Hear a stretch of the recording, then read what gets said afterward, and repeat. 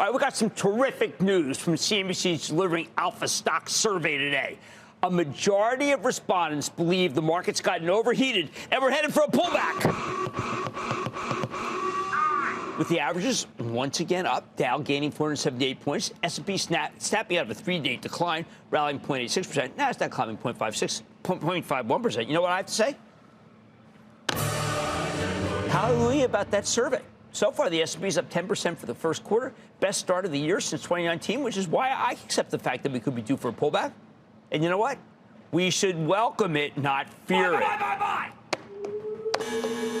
How can I cheer for something that will cost shareholders money, including my own charitable trust? Because, you see, sell-offs are inevitable. They are to be expected, even as we never know exactly when they'll hit. So what? We have to welcome them.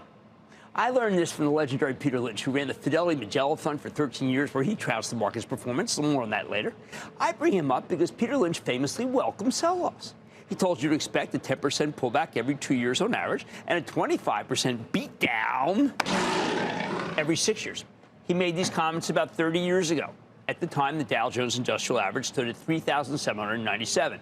He had predicted that despite these pullbacks, the stock market would do well over the long haul as long as corporate profits held up.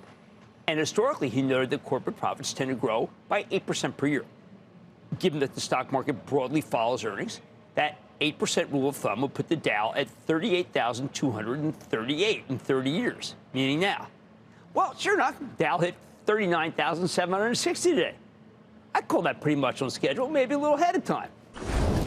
Don't miss a second of Mad Money. Follow @Jim Cramer on X. Have a question? Tweet Cramer. #MadMentions. Send Jim an email to madmoney@cnbc.com or give us a call at 1-800-743-CNBC. Miss something? Head to madmoney.cnbc.com.